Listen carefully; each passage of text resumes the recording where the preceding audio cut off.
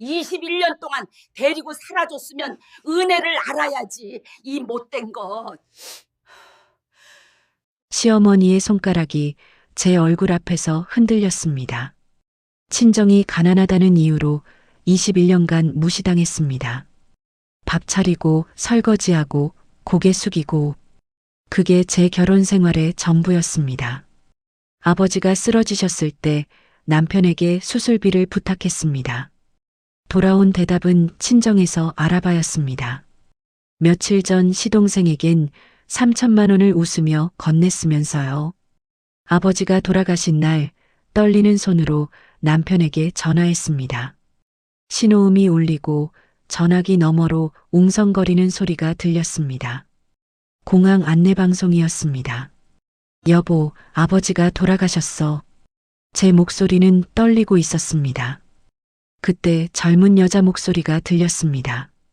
사장님, 탑승 시작했어요. 시어머니가 전화를 빼앗았습니다. 지은아, 칠순 여행은 한 달 전에 예약한 거야. 장례는 친정 엄마 계시잖아. 요즘은 장례식장에서 다 해준다며? 전화가 끊겼습니다. 시댁은 웃으며 비행기에 올랐습니다. 저는 아버지 영정 앞에 혼자 남겨졌습니다. 그날 밤 낯선 번호로 문자가 왔습니다. 아버님께서 유언을 남기셨습니다. 가난한 줄만 알았던 아버지, 평생 돈 없다고 무시당하셨던 아버지, 그 아버지가 저를 위해 30년간 숨겨온 게 있었습니다. 대체 무슨 일이 벌어진 걸까요? 사연 시작 전에 구독과 좋아요를 눌러주시고 어디에서 듣고 계신지 댓글 남겨주시면 그곳으로 행복이 가득할 수 있도록 바라겠습니다. 서울 강남 테헤란로의 어느 빌딩 로비였습니다. 대리석 바닥 위로 한 여자가 무릎을 꿇고 있었습니다. 칠순을 넘긴 나이에 명품 코트를 걸친 그 여자는 온몸을 부들부들 떨며 애원하고 있었죠. 지은아, 제발 나 좀 살려줘. 목이 쉬도록 울부짖는 소리가 로비 전체에 울려 퍼졌습니다. 지나가던 사람들이 하나둘 발걸음을 멈추고 고개를 돌렸습니다. 수군거리는 소리, 핸드폰을 꺼내 촬영하려는 손짓들, 그 모든 시선 앞에서 시어머니 정화는 체면도 잊은 채 바닥에 이마를 박았습니다. 그 앞에 선 지은은 미동도 하지 않았습니다. 한때 그 앞에서 숨도 제대로 쉬지 못했던 여자였습니다. 고개를 숙이고 대답도 못하고 눈치만 보던 며느리였습니다. 하지만 지금 지은의 눈빛은 차갑게 가라앉아 있었습니다. 입꼬리 하나 떨리지 않았습니다. 경비원님, 지은이 입을 열었습니다. 목소리는 낮고 담담했습니다. 이분 좀 밖으로 모셔다 주세요. 경비원 2명이 다가와 정화의 양팔을 잡아 일으켰습니다. 정화가 발버둥을 치며 소리쳤지만 지은은 뒤도 돌아보지 않았습니다. 엘리베이터 문이 열리고 지은의 뒷모습이 그 안으로 사라졌습니다. 이것이 모든 일의 끝이었습니다. 그리고 이 이야기는 한 달 전, 그날 밤으로 거슬러 올라갑니다. 한 달 전, 밤 11시가 넘은 시각이었습니다. 지은은 병원 복도를 정신없이 달리고 있었습니다. 형광등 불빛 아래 하얗게 질린 얼굴로 중환자실 앞에 도착했을 때 간호사가 다가와 말했습니다. 보호자분이시죠? 환자분이 뇌출혈로 쓰러지셨어요. 지금 의식이 없는 상태입니다. 지은의 다리에서 힘이 빠졌습니다. 아버지 도연은 올해 73이었습니다. 혼자 사시는 아버지였습니다. 오래전 사업에 실패한 뒤로 작은 아파트에서 조용히 살고 계셨죠. 전화를 드리면 언제나 괜찮다고만 하셨습니다. 지은에게 손 벌린 적 한 번 없이 오히려 명절마다 용돈을 쥐어주시던 분이었습니다. 수술이 필요합니다. 보호자 서명 부탁드려요. 지은은 떨리는 손으로 서류에 서명했습니다. 수술비 4천만 원. 당장 마련할 수 있는 돈이 아니었습니다. 지은은 복도 구석으로 걸어가 남편 강호에게 전화를 걸었습니다. 여보, 나야. 아버지가 쓰러지셨어. 뇌출혈이래. 전화기 너머로 텔레비전 소리가 들렸습니다. 강우의 목소리는 시큰둥했습니다. 그래서 그 두 글자에 지은의 심장이 철렁 내려앉았습니다. 수술비가 필요해. 4천만 원인데 지금 당장은. 친정에서 알아봐. 지은은 순간 귀를 의심했습니다. 뭐라고? 친정 어머니한테 연락해보라고. 우리도 지금 여유 있는 거 아니잖아. 지은의 입술이 파르르 떨렸습니다. 며칠 전 일이 떠올랐습니다. 시동생이 사업 자금이 필요하다며 찾아왔을 때 시어머니는 단번에 3천만 원을 내어주었습니다. 한 푼도 아끼지 않았습니다. 강우도 곁에서 고개를 끄덕이며 동의했었죠. 하지만 지금 아버지의 수술비 앞에서 남편은 이렇게 말하고 있었습니다. 여보, 시동생 사업 자금은 바로 주셨잖아. 이건 아버지 목숨이 걸린 일이야. 그건 그거고 이건 이거야. 어머니 돈이지 내 돈이 아니잖아. 그리고 장인어른이 뭘 해주신 것도 없는데.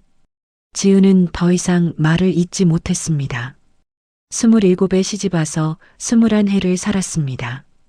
친정이 가난하다는 이유로 시어머니에게 무시당할 때, 아이를 낳지 못한다는 이유로 멸시당할 때 남편은 언제나 이랬습니다.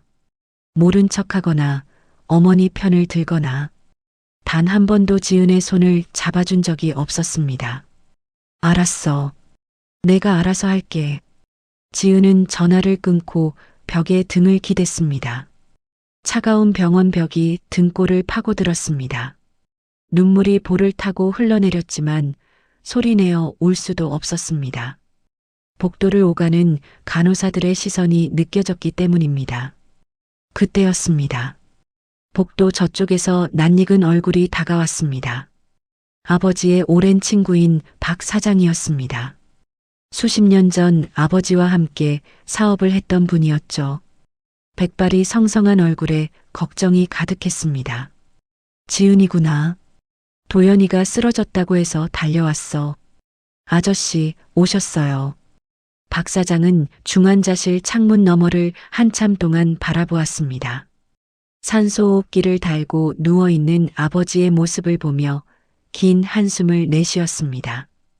그리고 낮은 목소리로 말했습니다. 도연이가 자네한테 남길 게 있다더니.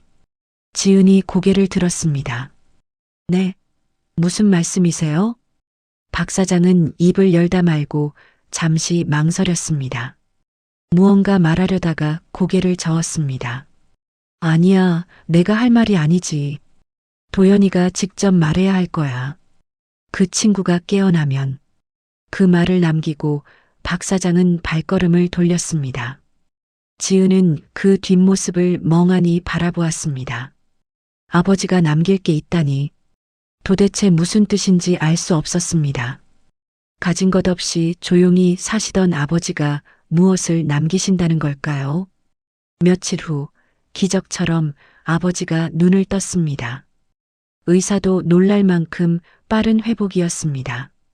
산소호흡기를 낀 채 힘겹게 숨을 쉬는 아버지의 손을 지은이 꼭 잡았습니다. 앙상하게 마른 손이었습니다. 핏줄이 도드라진 그 손을 보며 지은의 눈시울이 붉어졌습니다.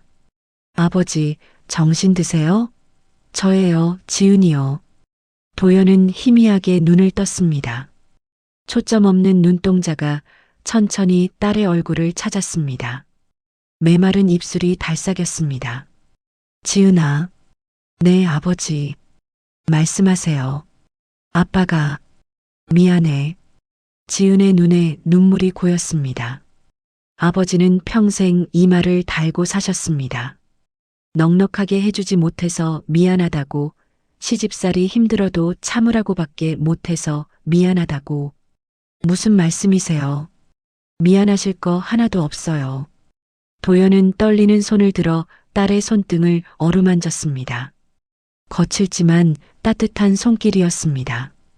그리고 힘겹게 말을 이었습니다. 하지만 곧 알게 될 거야. 네, 뭐요? 아버지, 무슨 말씀이세요? 아버지는 대답 대신 희미하게 미소 지었습니다.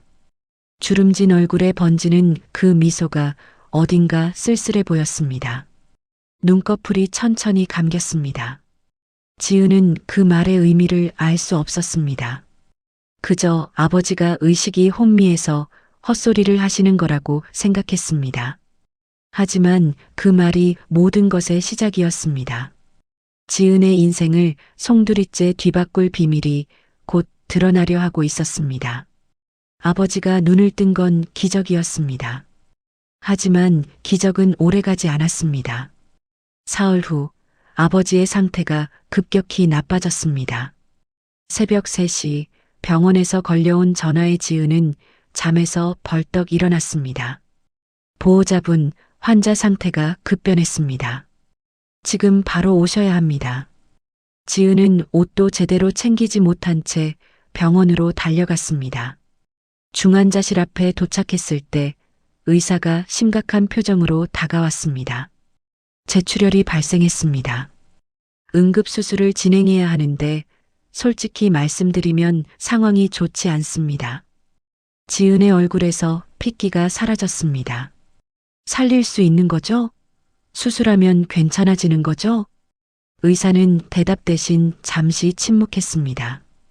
그 침묵이 모든 것을 말해주고 있었습니다. 최선을 다하겠습니다. 수술실 문이 닫혔습니다.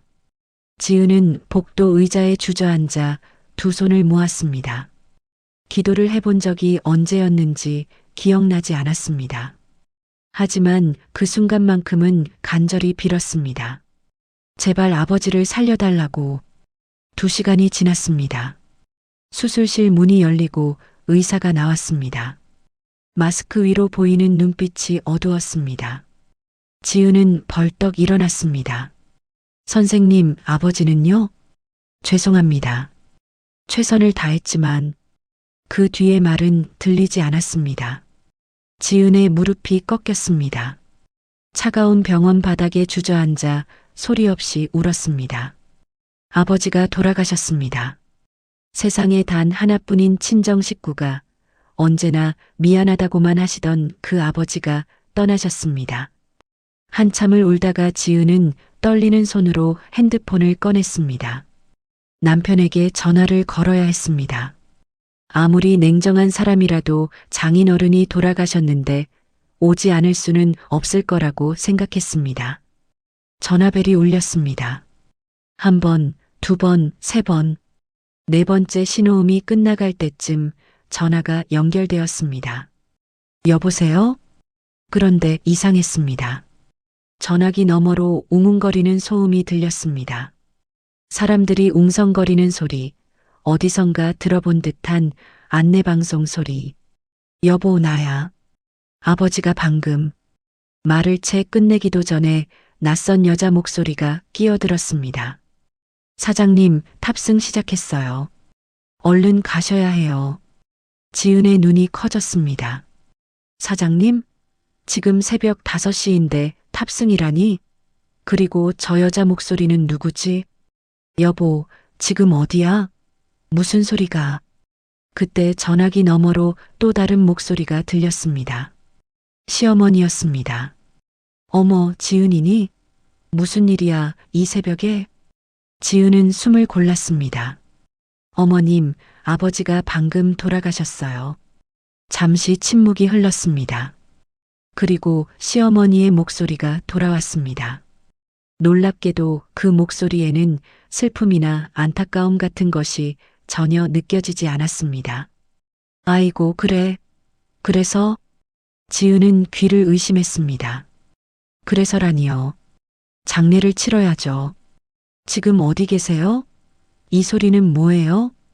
아, 우리 지금 공항이야. 칠순 여행 가는 거 말 안 했어?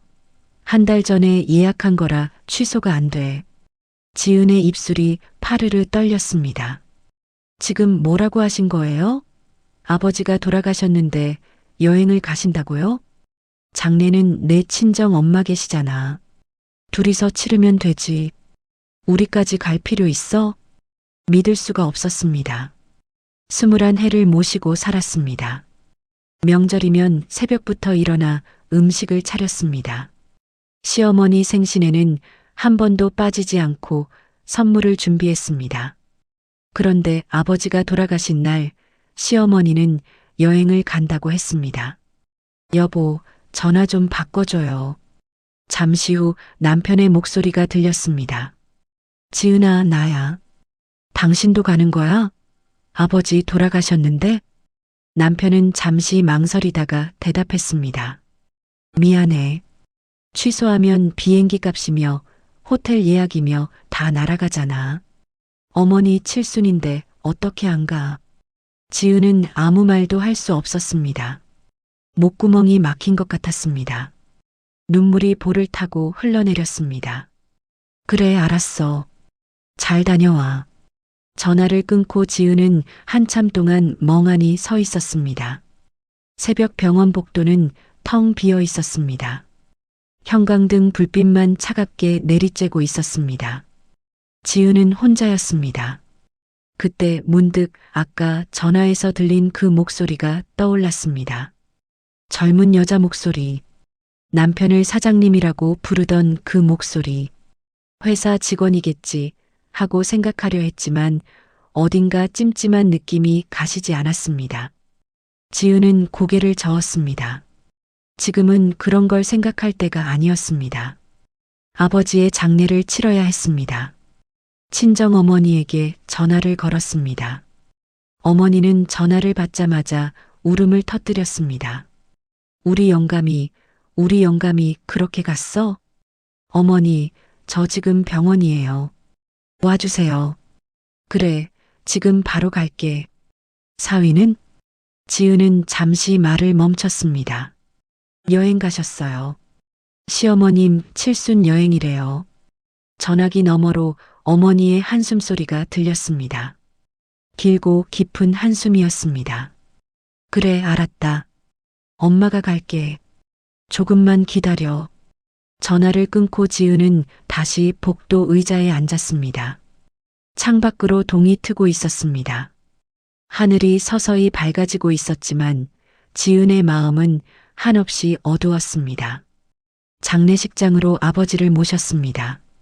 어머니가 도착하고 둘이서 빈소를 차렸습니다. 조문객은 많지 않았습니다.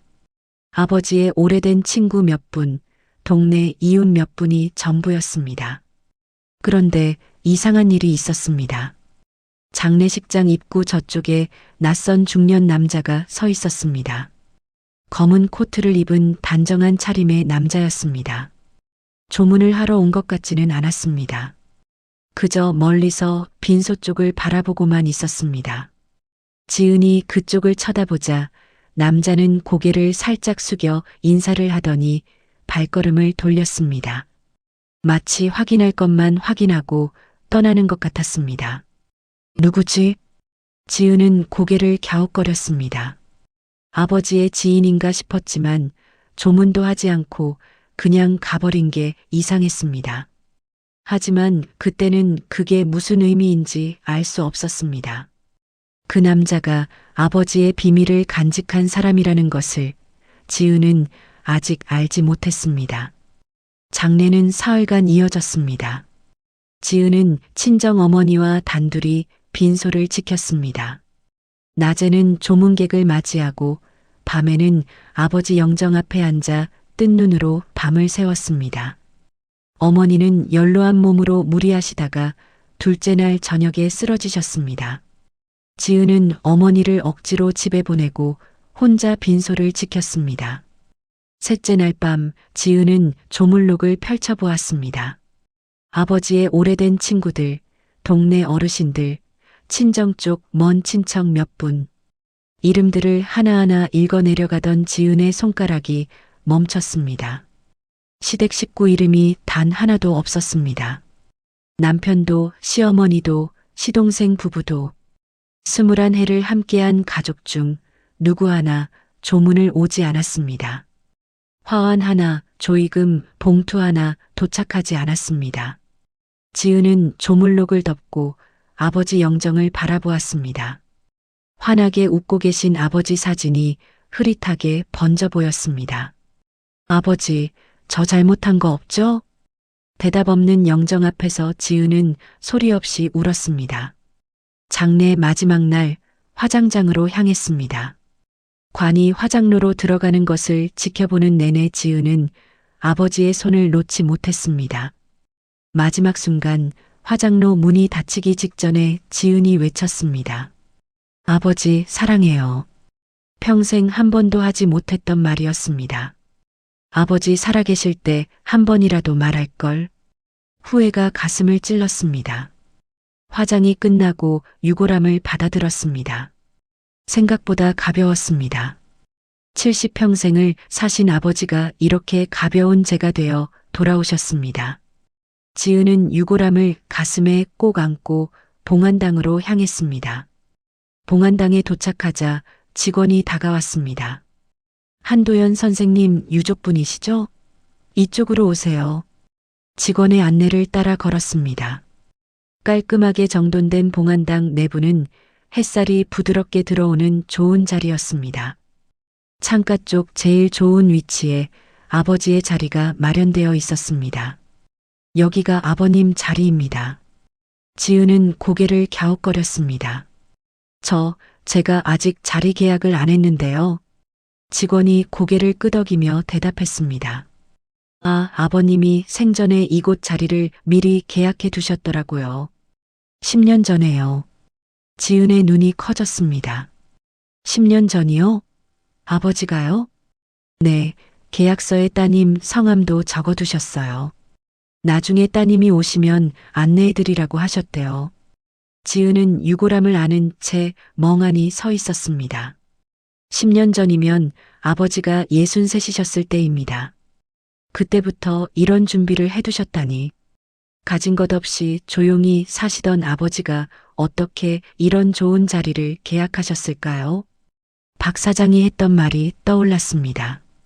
아버지가 남길 게 있다더니. 아버지가 마지막으로 하셨던 말도 떠올랐습니다.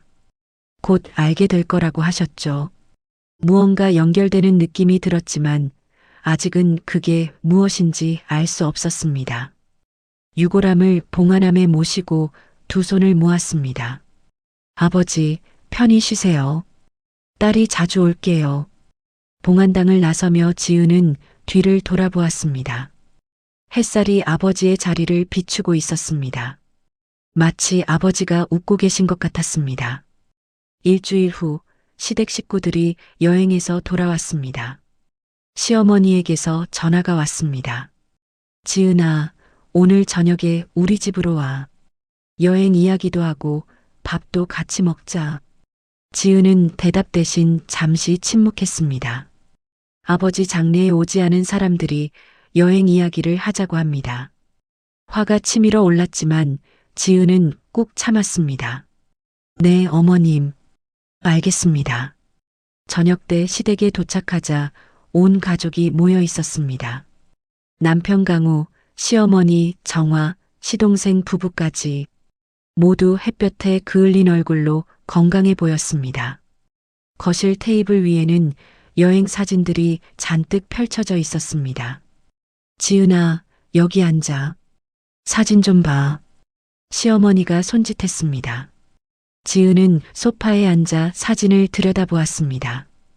푸른 바다, 하얀 모래사장, 야자수가 늘어선 리조트, 화려한 휴양지의 풍경이었습니다. 날씨가 정말 좋았어. 비 한 방울 안 왔다니까. 시어머니가 신이 나서 말했습니다. 지은은 아무 대답도 하지 않았습니다. 사진을 넘기던 지은의 손이 멈췄습니다. 사진 속에 낯선 여자가 있었습니다. 수영복 차림의 젊은 여자였습니다. 30 초반쯤 되어 보였습니다. 그런데 그 여자가 서 있는 위치가 이상했습니다. 남편 강우 바로 옆이었습니다. 어깨가 거의 닿을 듯 가까이 서서 환하게 웃고 있었습니다. 어머님, 이 사람은 누구예요? 시어머니가 사진을 들여다보더니 대수롭지 않게 대답했습니다. 세린이? 강우 회사 직원이야. 홍보팀장인가 그렇대. 이번 여행 예약을 다 해줬어. 회사 직원이 왜 가족여행에 같이 갔어요? 여행사 통하는 것보다 훨씬 싸게 잡아줬거든. 고맙다고 같이 가자고 했지. 세린 씨가 리조트 예약을 정말 잘해줬어. 참 좋은 사람이야. 지은은 사진 속 세린의 얼굴을 다시 보았습니다. 어디서 본 듯한 느낌이 들었습니다. 그때 문득 깨달았습니다. 아버지 돌아가신 날 새벽 전화기 너머로 들렸던 그 목소리. 사장님이라고 불렀던 그 젊은 여자 목소리의 주인이 바로 이 사람일지도 모른다는 생각이 스쳤습니다. 자, 이거. 시어머니가 하얀 봉투를 내밀었습니다. 조의금이야. 100만 원. 요즘은 장례식장에서 다 해준다며? 이 정도면 충분하지? 지은은 봉투를 받아들었습니다. 손이 떨렸습니다. 21해를 며느리로 살았습니다. 명절마다 새벽부터 일어나 음식을 차렸습니다. 시어머니 생신에는 한 번도 빠지지 않고 선물을 준비했습니다. 그런데 아버지의 장례에 조의금 100만 원이라니. 감사합니다, 어머님. 지은은 고개를 숙였습니다. 눈물이 차올랐지만 꾹 참았습니다. 배고프겠다. 밥 좀 차려줘. 시어머니의 말에 지은은 일어났습니다. 부엌으로 향하는 발걸음이 무거웠습니다. 냉장고를 열고 재료를 꺼내며 지은은 입술을 깨물었습니다. 언제까지 이렇게 살아야 하는 걸까요? 언제까지 참고만 있어야 하는 걸까요? 아버지의 마지막 말이 다시 떠올랐습니다. 곧 알게 될 거라고 하셨습니다. 도대체 무엇을 알게 되는 걸까요? 지은은 밥을 차리며 조용히 눈물을 삼켰습니다. 그날 저녁 시댁에서 식사 자리가 있었습니다. 시어머니의 칠순 여행을 축하한다는 명목이었습니다. 지은은 오후부터 시댁에 가서 음식을 준비했습니다. 잡채를 만들고 전을 부치고 불고기를 양념했습니다. 손이 쉴 틈이 없었습니다. 시동생 며느리는 거실 소파에 앉아 텔레비전을 보고 있었습니다. 도와주겠다는 말 한마디 없었습니다. 저녁 6시가 되자 손님이 도착했습니다. 현관문이 열리고 젊은 여자가 들어왔습니다. 지은은 부엌에서 고개를 돌려 그쪽을 바라보았습니다. 세린이었습니다. 사진에서 봤던 그 여자였습니다. 하늘색 원피스를 입고 환하게 웃고 있었습니다. 손에는 고급스러운 포장의 선물 상자를 들고 있었습니다. 어머니, 안녕하세요.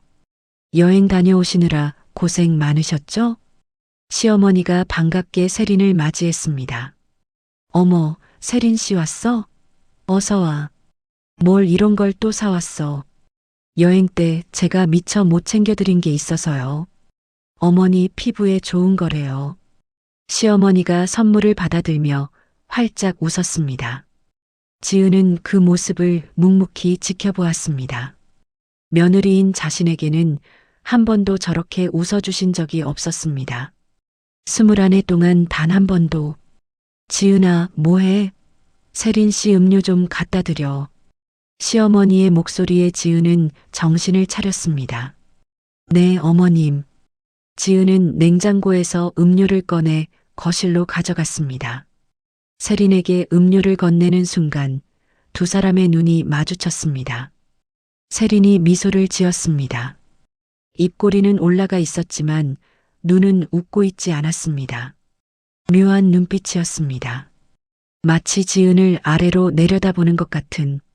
감사합니다, 사모님. 그 한마디에 지은의 가슴이 철렁 내려앉았습니다. 사모님, 틀린 말이 아니었습니다. 하지만 어딘가 비꼬는 듯한 느낌이 들었습니다. 지은은 아무 말 없이 부엌으로 돌아갔습니다. 저녁 식사가 시작되었습니다. 시어머니는 여행 이야기로 신이 났습니다. 리조트가 얼마나 좋았는지, 음식이 얼마나 맛있었는지. 세린은 시어머니의 말에 맞장구를 치며 분위기를 띄웠습니다. 남편 강우는 그 옆에 앉아 가끔씩 세린과 눈을 마주치며 웃었습니다. 지은은 밥을 먹는 둥 마는 둥 했습니다. 입안에서 음식이 모래처럼 느껴졌습니다. 이 자리에서 자신만 이방인 같았습니다. 가족 모임인데 자신만 손님 같았습니다. 아니, 손님보다도 못한 대접을 받고 있었습니다. 식사가 끝나고 지은은 설거지를 했습니다. 그릇을 닦으며 거실 쪽 대화 소리에 귀를 기울였습니다. 세린 씨, 오늘 즐거웠어요. 다음에 또 와요. 시어머니의 목소리였습니다. 네, 어머니. 저도 즐거웠어요. 그럼 저 이만 가볼게요. 세린이 일어서는 소리가 들렸습니다. 그때 남편의 목소리가 들려왔습니다.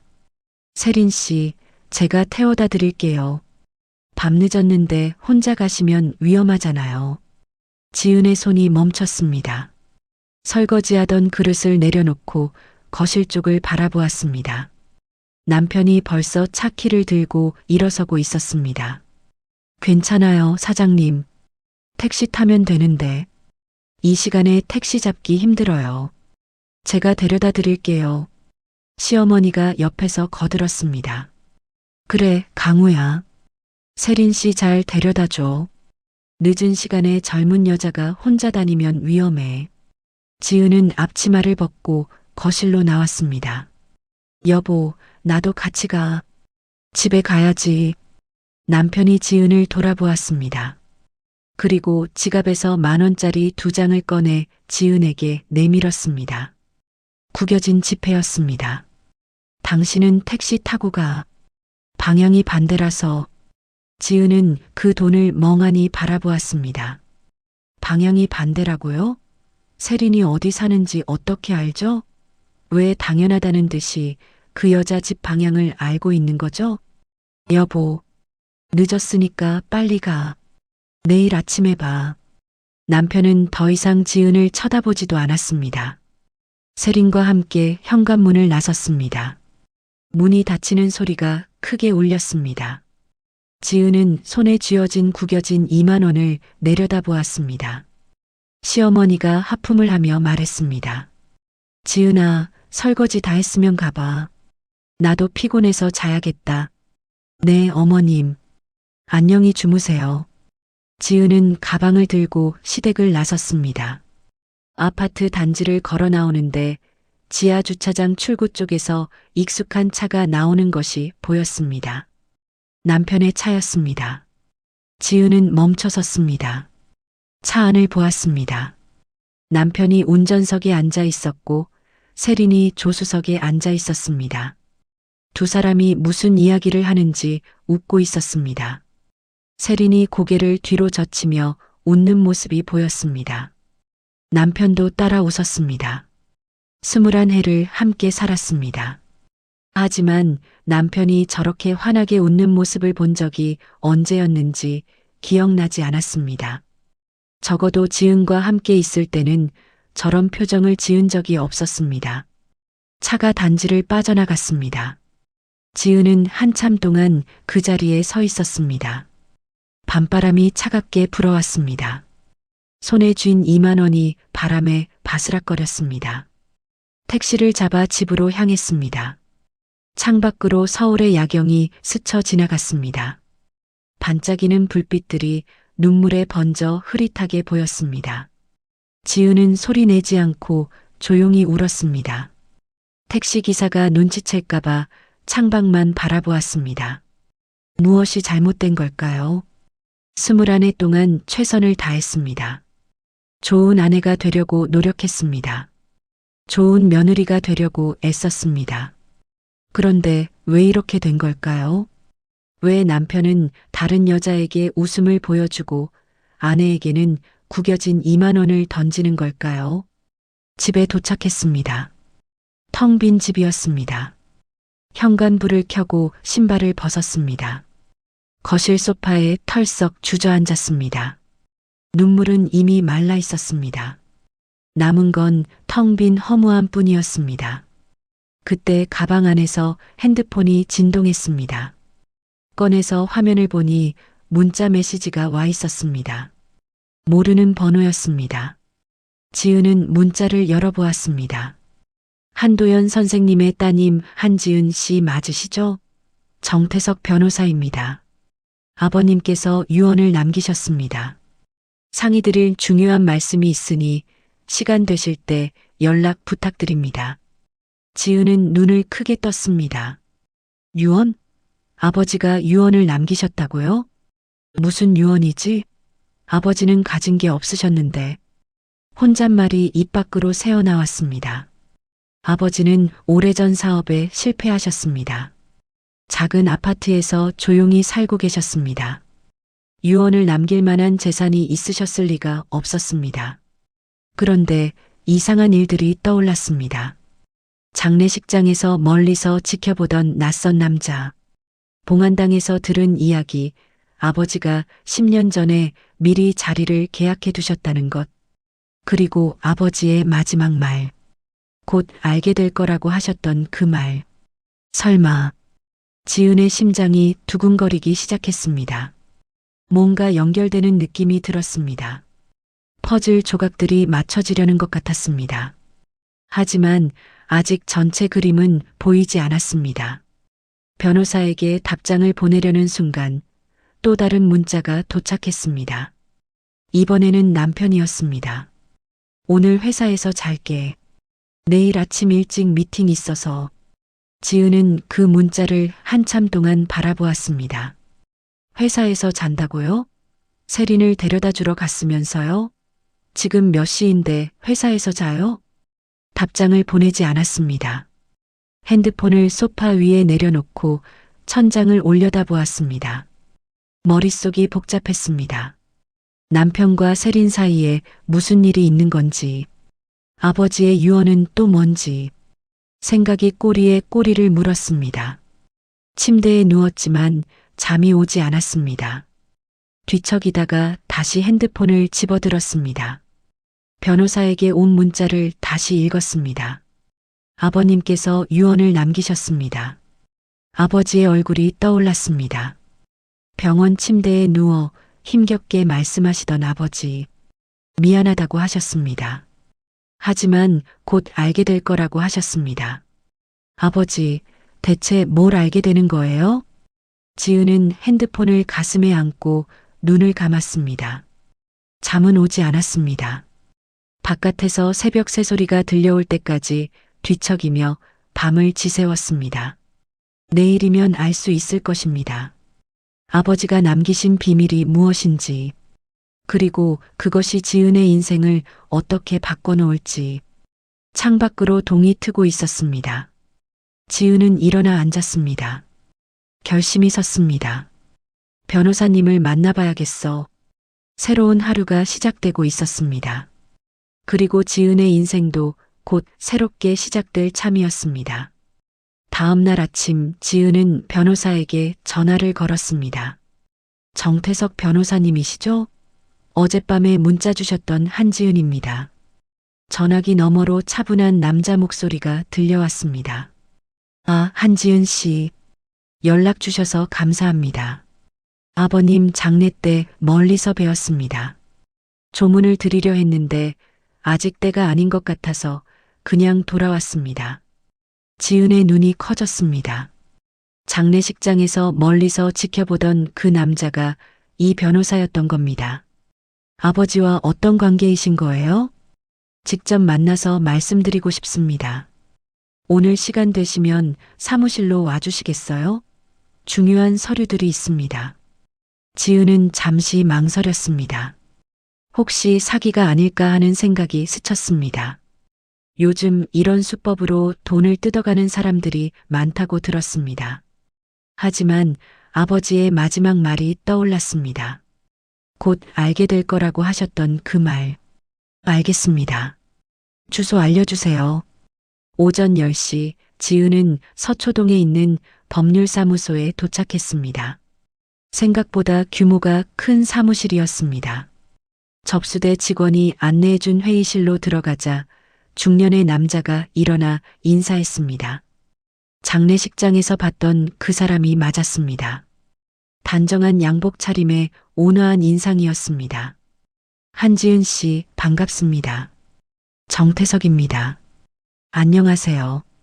변호사님, 아버지와 어떻게 아시는 건가요? 정태석 변호사가 자리에 앉으며 말했습니다. 아버님께서 10년 전부터 저와 상담하셨습니다. 유언장 작성과 재산 관리에 관해서요. 지은은 고개를 저었습니다. 잠깐만요. 재산이라고 하셨어요? 변호사님, 뭔가 착오가 있으신 것 같아요. 저희 아버지는 가난하셨어요. 재산이랄 것도 없으셨고요. 그렇게 말씀하실 줄 알았습니다. 변호사가 미소를 지었습니다. 마치 이 반응을 예상했다는 듯이 아버님께서도 따님이 그렇게 반응하실 거라고 하셨어요. 그래서 이것을 먼저 보여드리라고 하셨습니다. 변호사가 서류 봉투에서 사진 한 장을 꺼냈습니다. 오래된 사진이었습니다. 젊은 남자가 건물 앞에서 환하게 웃고 있었습니다. 지은은 그 사진을 들여다보다가 숨을 멈췄습니다. 이거 아버지예요? 네, 30년 전 사진입니다. 아버님께서 이 건물을 매입하셨을 때 찍은 거예요. 지은은 믿을 수가 없었습니다. 사진 속 아버지는 40대 초반쯤 되어 보였습니다. 양복을 말끔하게 차려입고 자신감 넘치는 표정으로 서 있었습니다. 지은이 알던 아버지의 모습이 아니었습니다. 늘 미안하다고 고개를 숙이시던, 조용히 웃기만 하시던 그 아버지가 아니었습니다. 아버님은 젊을 때 사업가셨어요. 변호사가 설명을 이어갔습니다. 무역업으로 큰 돈을 버셨죠. 80년대 후반에 이 건물을 매입하셨습니다. 그런데 97년에 IMF가 터졌어요. 아버님 회사도 부도가 났습니다. 지은은 조용히 듣고 있었습니다. IMF 때 아버지 사업이 망했다는 건 어렴풋이 알고 있었습니다. 그때 지은은 20살이었습니다. 갑자기 이사를 가야 했고 대학 등록금도 겨우겨우 마련했던 기억이 있었습니다. 모든 걸 잃으셨지만 이 건물만큼은 끝까지 지키셨습니다. 변호사가 또 다른 서류를 꺼냈습니다. 등기부등본입니다. 확인해 보세요. 지은은 떨리는 손으로 서류를 받아들었습니다. 서류 상단에 적힌 주소를 보는 순간 심장이 멎는 것 같았습니다. 서울특별시 강남구 테헤란로. 이 주소 강남이잖아요. 네, 테헤란로에 있는 10층짜리 빌딩입니다. 현재 시세로 약 500억 원 정도 됩니다. 지은의 귀가 멍해졌습니다. 500억? 방금 뭐라고 하셨죠? 500억이요? 네, 500억입니다. 이 건물이 아버님 명의였고 이제 따님께 상속됩니다. 지은은 서류를 들고 있는 손이 덜덜 떨렸습니다. 머릿속이 하얘졌습니다. 농담인 줄 알았습니다. 아니면 정말로 사기인 줄 알았습니다. 하지만 눈앞의 서류는 진짜였습니다. 아버지 이름이 선명하게 적혀 있었습니다. 말이 안 돼요. 아버지는 늘 가난하셨어요. 작은 아파트에서 혼자 사셨고 저한테 용돈 주시는 것도 빠듯해 보이셨는데 아버님께서 일부러 그렇게 사셨습니다. 변호사의 목소리가 차분했습니다. 건물에서 나오는 임대료 수입이 매달 상당했지만 아버님은 그 돈을 거의 쓰지 않으셨어요. 관리비와 세금만 내시고 나머지는 모두 적금으로 모아두셨습니다. 본인은 작은 아파트에서 검소하게 사시면서요. 왜요? 왜 그러셨어요? 따님을 위해서요. 변호사가 지은의 눈을 바라보았습니다. 아버님께서 그러셨습니다. 당장 현금을 주면 사위 쪽에서 다 빼앗아 갈 거라고. 그래서 건물을 지키셨대요. 나중에 딸이 정말 필요할 때 힘이 되어줄 수 있도록. 지은의 눈에서 눈물이 흘러내렸습니다. 그리고 한 가지 더 있습니다. 변호사가 또 다른 서류를 꺼냈습니다. 건물 임차인 목록이었습니다. 현재 이 건물에 입주해 있는 회사들 목록입니다. 8층을 보세요. 지은은 서류를 내려다보았습니다. 8층에 적힌 회사명을 보는 순간 숨이 멎었습니다. KD 마케팅, 남편의 회사였습니다. 저희 남편 회사가 왜 여기 있어요? 10년 전부터 입주해 계십니다. 아버님께서 일부러 관리회사를 통해 계약하셨어요. 건물주가 누군지 모르게요. 지은은 머리가 어지러웠습니다. 남편이 10년 동안 아버지 건물에서 사업을 했다고요? 그 사실을 모른 채? 사위분이 건물주가 장인이라는 걸 알면 태도가 달라질까봐 걱정하셨대요.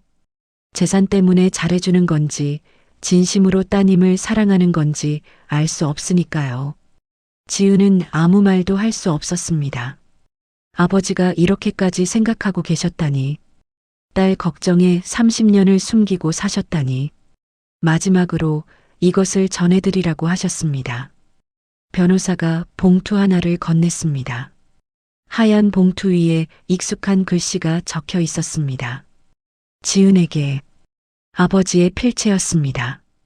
지은은 떨리는 손으로 봉투를 열었습니다. 안에 편지 한 장이 들어 있었습니다. 지은아, 이 편지를 읽고 있다면 아빠는 이미 내 곁에 없겠구나. 아빠는 평생 너한테 미안했다.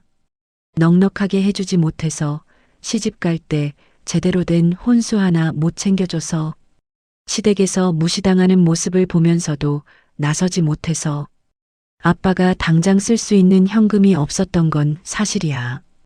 이 건물을 팔 수도 없었어. 오직 너를 위해 남겨둔 거였거든. 시댁에서 내가 힘들어하는 모습을 볼 때마다 가슴이 찢어졌다. 하지만 아빠가 나서면 내가 더 힘들어질까봐 참았어. 이제는 당당하게 살아라. 고개 숙이지 마라. 내 아버지는 내가 생각하는 것보다 훨씬 강한 사람이었단다. 너도 그래. 넌 내 딸이니까. 사랑한다, 지은아. 아빠가 하늘에서 응원할게. 아버지가. 편지를 다 읽기도 전에 눈물이 쏟아졌습니다. 글씨가 흐릿하게 번졌습니다. 지은은 편지를 가슴에 꼭 안고 소리내어 울었습니다. 아버지, 아버지. 30년이었습니다. 아버지는 30년 동안 이 비밀을 지키셨습니다. 딸을 위해 가난한 척하며 사셨습니다. 무시당하면서도 참으셨습니다. 오직 딸이 정말 필요할 때 힘이 되어주기 위해서. 한참을 울고 나서 지은은 고개를 들었습니다. 눈이 퉁퉁 부어 있었지만 눈빛은 달라져 있었습니다. 변호사님, 네, 말씀하세요. 저 이제 어떻게 해야 하나요? 변호사가 서류들을 정리하며 대답했습니다. 상속 절차를 밟으시면 됩니다. 제가 도와드리겠습니다. 그리고 앞으로 이 건물을 어떻게 관리하실지도 결정하셔야 해요. 임차인 계약 갱신 여부도요. 지은은 임차인 목록을 다시 보았습니다. KD 마케팅, 남편의 회사. 10년 동안 아버지 건물에서 사업을 하면서 장인이 얼마나 힘들게 사시는지 한 번도 신경 쓰지 않았던 그 남편. 계약 갱신 기간이 언제예요? 8층은 2달 후입니다.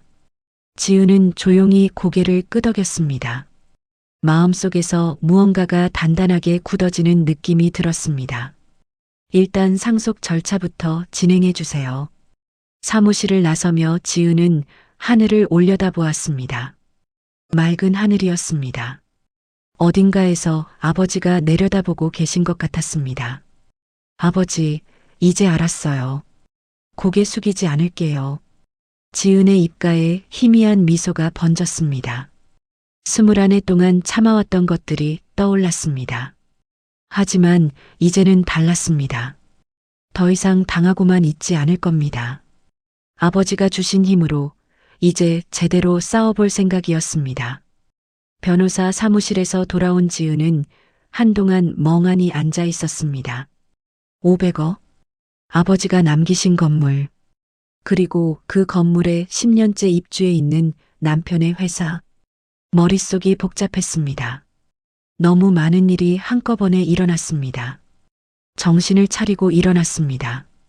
일단 정리를 해야겠다고 생각했습니다. 방안이 어지러웠습니다. 남편의 옷가지들이 여기저기 널려 있었습니다. 지은은 옷들을 주워 옷장에 정리하기 시작했습니다. 셔츠를 개키다가 재킷 하나가 눈에 들어왔습니다. 며칠 전 남편이 입고 나갔던 옷이었습니다. 세탁소에 맡기려고 주머니를 확인하던 지은의 손이 멈췄습니다. 주머니 안에서 종이 한 장이 나왔습니다. 영수증이었습니다. 지은은 별 생각 없이 영수증을 펼쳐보았습니다. 그리고 그 자리에 얼어붙었습니다. 신라 호텔, 디럭스룸, 체크인 11월 3일, 인원 2명, 11월 3일. 그 날짜가 눈에 박혔습니다. 아버지가 돌아가신 날이었습니다. 새벽에 전화했을 때 남편은 받지 않았습니다. 나중에 연결됐을 때 공항에 있다고 했습니다. 시어머니 칠순 여행을 간다고 했습니다. 그런데 이 영수증은 뭐죠? 지은의 손이 떨리기 시작했습니다. 영수증을 다시 보았습니다. 체크인 시간은 오후 8시였습니다.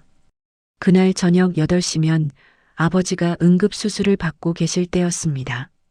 지은이 중환자실 앞에서 울고 있을 때 남편은 호텔에 있었던 겁니다. 그날 전화를 안 받더니 호텔에 있었던 거야? 머릿속에서 퍼즐 조각들이 맞춰지기 시작했습니다. 공항에서 들렸던 젊은 여자 목소리, 사장님이라고 불렀던 그 목소리, 여행 사진 속에서 남편 옆에 서 있던 세린, 저녁 식사 후 세린을 태워다 주겠다며 나갔던 남편, 그날 밤 회사에서 잔다던 문자, 모든 것이 연결되었습니다. 지은은 침대에 털썩 주저앉았습니다. 가슴이 찢어지는 것 같았습니다. 21해를 함께 살았습니다. 좋은 아내가 되려고 노력했습니다. 그런데 남편은 아버지가 돌아가시는 날 밤에 다른 여자와 호텔에 있었습니다. 눈물이 흘러내렸습니다. 하지만 이번에는 서러운 눈물이 아니었습니다. 분노의 눈물이었습니다. 증거가 필요해. 지은은 눈물을 닦고 일어났습니다. 추측만으로는 안 됩니다. 확실한 증거가 있어야 합니다. 호텔 영수증만으로는 부족합니다. 남편이 발뺌할 수 있습니다. 출장이었다고, 회의가 있었다고 둘러댈 수 있습니다. 직접 확인해야겠다고 생각했습니다. 남편 회사로 가기로 했습니다. 그 회사가 어디 있는지 이제는 알고 있었습니다. 바로 자신의 건물이었습니다. 오후 3시 지은은 테헤란로에 도착했습니다. 건물 앞에 서자 가슴이 두근거렸습니다. 10층짜리 빌딩이 햇살을 받아 반짝이고 있었습니다. 유리 외벽에 비친 자신의 모습이 보였습니다. 초라해 보였습니다. 하지만 눈빛만큼은 달랐습니다. 로비로 들어섰습니다. 넓은 대리석 바닥, 높은 천장, 고급스러운 인테리어. 지은은 천천히 주위를 둘러보았습니다. 이 모든 것이 아버지의 것이었습니다. 이제는 자신의 것이었습니다. 내가 이 건물 주인이구나. 입안에서 중얼거렸습니다. 믿기지 않았습니다. 어제까지만 해도 택시비 2만 원을 받아 쥐고 울던 자신이 오늘은 500억짜리 건물의 주인이 되어 있었습니다. 엘리베이터를 타고 8층으로 올라갔습니다. 문이 열리자 KD 마케팅이라는 간판이 눈에 들어왔습니다. 남편의 회사였습니다. 지은은 심호흡을 하고 사무실 안으로 들어갔습니다. 접수대에 앉아있던 직원이 고개를 들었습니다. 어서 오세요. 어떻게 오셨어요? 사장님 뵈러 왔는데요. 아, 네. 성함이 어떻게 되세요? 지은은 잠시 망설였습니다. 아내라고 말하면 바로 알릴 테고 그러면 남편이 준비할 시간이 생깁니다. 그냥 기다릴게요. 급한 건 아니에요. 네, 저쪽 소파에 앉아서 기다리세요. 지은은 대기실 소파에 앉았습니다. 사무실 안쪽이 보였습니다. 직원들이 컴퓨터 앞에서 일하고 있었습니다. 사장실은 안쪽 구석에 있었습니다. 유리벽으로 되어 있었지만 블라인드가 내려져 있어서 안이 잘 보이지 않았습니다. 10분쯤 지났을까요? 사무실 문이 열리고 누군가 들어왔습니다. 지은은 고개를 돌렸습니다. 세린이었습니다. 하늘색 블라우스에 검은 치마를 입고 있었습니다. 손에는 서류 파일을 들고 있었습니다. 세린은 접수대 직원에게 가볍게 인사하더니 곧장 사장실 쪽으로 걸어갔습니다. 지은은 숨을 죽이고 지켜보았습니다. 세린은 사장실 앞에서 멈추지 않았습니다. 노크도 하지 않았습니다. 그냥 문을 열고 들어갔습니다. 마치 자기 방에 들어가듯이 자연스럽게. 직원들은 아무도 신경 쓰지 않았습니다. 당연하다는 듯이 자기 일을 하고 있었습니다. 이게 처음이 아니라는 뜻이었습니다. 저렇게 노크 없이 들어가는 게 일상이라는 뜻이었습니다. 지은은 자리에서 일어났습니다. 조용히 사장실 쪽으로 다가갔습니다. 블라인드 사이로 틈이 보였습니다. 지은은 그 틈으로 안을 들여다보았습니다. 심장이 멎는 것 같았습니다. 강우와 세린이 포옹하고 있었습니다. 세린이 강우의 가슴에 얼굴을 묻고 있었고 강우는 세린의 등을 쓰다듬고 있었습니다. 서류 파일은 책상 위에 던져져 있었습니다. 업무와는 전혀 상관없는 자세였습니다. 강우의 목소리가 들려왔습니다. 낮고 다정한 목소리였습니다. 지은에게는 한 번도 들려준 적 없는 목소리였습니다. 조금만 참자. 내년이면 이혼할 수 있어. 그러면 우리. 지은은 더 이상 듣지 않았습니다. 손이 저절로 움직였습니다. 가방에서 핸드폰을 꺼냈습니다. 카메라를 켰습니다. 떨리는 손으로 블라인드 틈 사이로 촬영했습니다. 1장, 2장, 3장. 포옹하는 장면, 손을 잡은 장면, 얼굴을 마주보며 웃는 장면. 충분했습니다. 이 정도면 증거로 충분했습니다. 지은은 조용히 뒤로 물러났습니다. 아무도 눈치채지 못했습니다. 접수대 직원에게 가볍게 인사했습니다. 죄송한데 급한 일이 생겨서 다음에 다시 올게요. 네, 안녕히 가세요. 엘리베이터를 타고 내려왔습니다. 로비를 지나 건물 밖으로 나왔습니다. 밖은 환했습니다. 오후 햇살이 따스하게 내리쬐고 있었습니다. 지은은 건물 앞 벤치에 앉았습니다. 다리에 힘이 풀렸습니다. 이제야 실감이 났습니다. 직접 눈으로 보았습니다. 남편이 다른 여자를 안고 있는 모습을, 내년이면 이혼할 수 있다고 말하는 목소리를. 21해였습니다. 21해를 함께 살았습니다. 아이가 생기지 않아도 괜찮다고 둘이서 행복하게 살자고 했던 남편이었습니다. 시어머니가 구박해도 당신 편이라고 말했던 남편이었습니다. 물론 그 말을 지킨 적은 없었지만 이제 다 끝났습니다. 미련도 없었습니다. 서러움도 지나갔습니다. 남은 건 차가운 결심뿐이었습니다. 핸드폰을 꺼내 방금 찍은 사진들을 확인했습니다. 선명하게 잘 나왔습니다. 두 사람의 얼굴이 또렷하게 보였습니다. 이 사진들이면 충분했습니다. 지은은 하늘을 올려다보았습니다. 파란 하늘에 흰 구름이 천천히 흘러가고 있었습니다. 어딘가에서 아버지가 내려다보고 계신 것 같았습니다. 아버지, 다 봤어요. 목소리가 떨렸습니다. 21년이었어요. 21년 동안 참았어요. 이제 끝이 보여요. 눈물이 한 줄기 흘러내렸습니다. 하지만 곧 닦아냈습니다. 더 이상 울 시간이 없었습니다. 해야 할 일이 있었습니다. 지은은 벤치에서 일어났습니다. 건물을 한번 올려다보았습니다. 8층 어딘가에서 남편이 다른 여자와 함께 있겠죠. 하지만 이제 상관없었습니다. 저 건물은 내 것이니까요. 그리고 곧 저 남자는 모든 것을 잃게 될 테니까요. 지은은 핸드폰을 꺼내 변호사에게 전화를 걸었습니다. 변호사님, 저예요. 상담 드릴 게 하나 더 생겼어요. 이혼 소송에 대해서요. 전화기 너머로 변호사의 차분한 목소리가 들려왔습니다. 말씀하세요. 듣고 있습니다. 지은은 건물을 등지고 걸어갔습니다. 발걸음이 가벼웠습니다. 21해 만에 처음으로 앞이 보이는 것 같았습니다. 이제 반격할 차례였습니다. 그날 저녁 지은은 변호사에게 다시 전화를 걸었습니다. 변호사님, 8층 KD 마케팅건 말인데요. 네, 말씀하세요. 임대차 계약 갱신하지 않기로 했습니다. 내용 증명 보내주세요.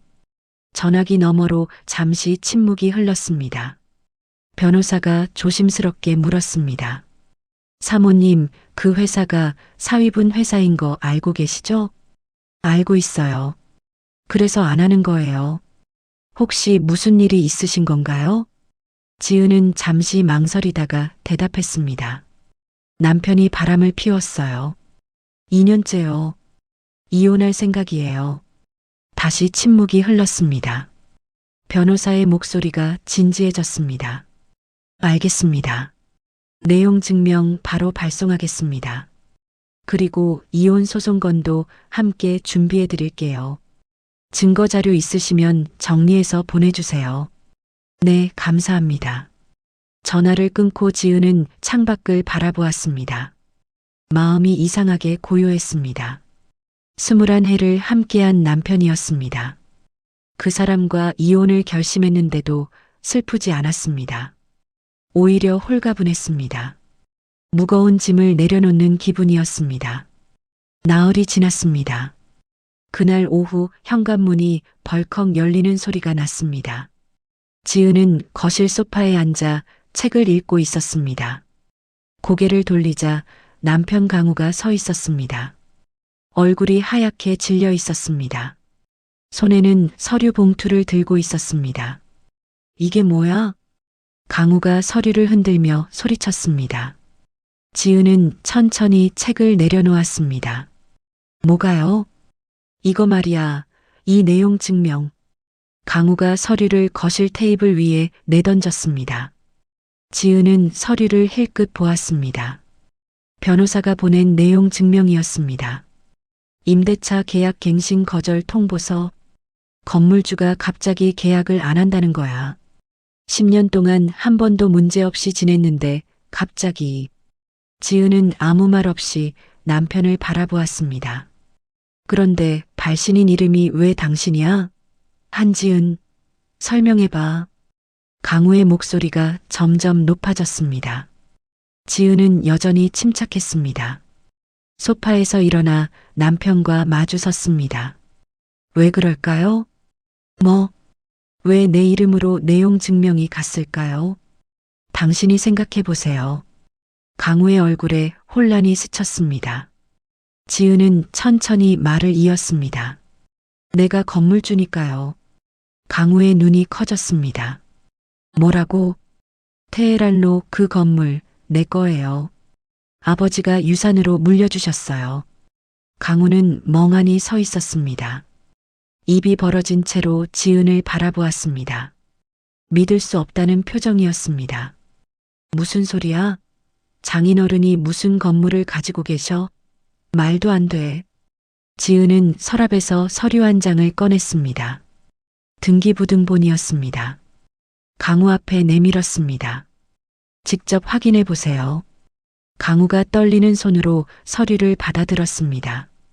눈동자가 빠르게 움직였습니다. 건물 주소, 소유자 이름. 한도연에서 한지은으로 상속 완료.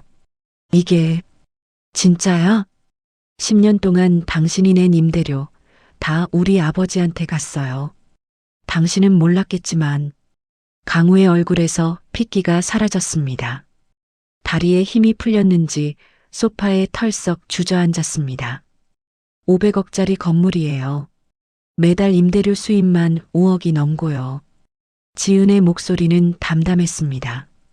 감정이 실리지 않은 목소리였습니다. 마치 남의 이야기를 하듯이. 아버지가 왜 숨기셨는지 알아요? 당신이 알면 태도가 달라질까 봐서요.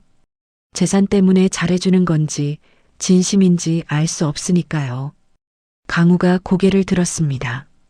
뭔가 말하려고 입을 열었습니다. 하지만 지은이 먼저 말했습니다. 그리고 이것도 봐요. 지은이 또 다른 서류를 꺼냈습니다. 호텔 영수증이었습니다. 강우 앞에 내밀었습니다.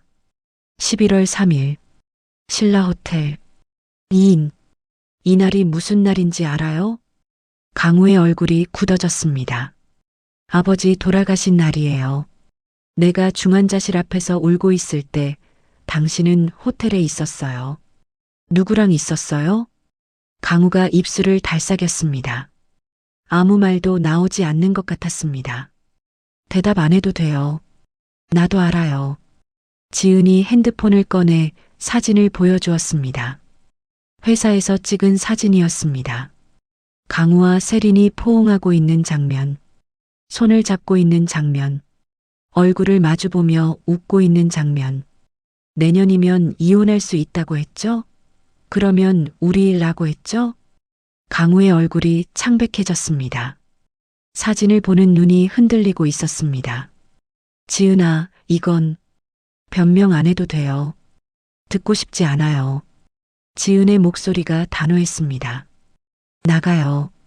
강우가 고개를 들었습니다. 뭐? 나가라고요. 여긴 내 집이에요. 아버지가 물려주신 재산으로 내가 산 내 집이에요. 당신이 있을 곳이 아니에요. 강우가 벌떡 일어났습니다. 지은아, 잠깐만. 우리 얘기 좀 하자. 오해가 있어. 오해요? 사진이 오해예요? 영수증이 오해예요? 들어봐. 세린이랑은 그냥 뭐요? 그냥 직장 동료? 그냥 친한 사이?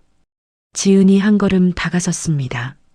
강우가 한 걸음 물러섰습니다. 2년이에요. 2년 동안 바람 피운 거 다 알아요. 시어머니도 알고 계시더라고요. 다들 알면서 나만 바보처럼 몰랐어요. 강우의 눈이 흔들렸습니다. 더 이상 변명할 말이 없는 것 같았습니다. 나가요. 오늘 안에 짐 싸서 나가요. 지은이 현관문을 열었습니다. 후회할 거야. 강우가 낮은 목소리로 말했습니다. 당신 혼자서 뭘 할 수 있다고? 그 건물 관리할 줄이나 알아? 세상이 얼마나 무서운지 알아? 지은은 피식 웃었습니다. 처음으로 웃음이 나왔습니다. 21해 동안 혼자서도 충분히 잘 살았어요.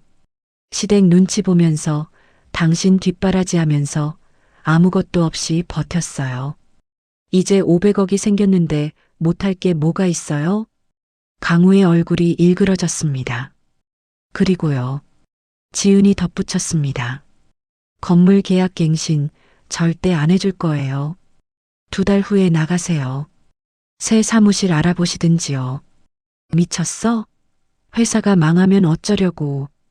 그건 당신이 알아서 할 일이에요. 나랑 상관없어요. 강우가 다가오려 했습니다. 지은이 손을 들어 막았습니다. 한 발짝만 더 가까이 오면 경찰 부를 거예요. 그리고 내일 아침에 변호사한테 연락할 거예요. 이혼 소송 접수하라고요. 강우가 멈췄습니다. 두 사람 사이에 침묵이 흘렀습니다.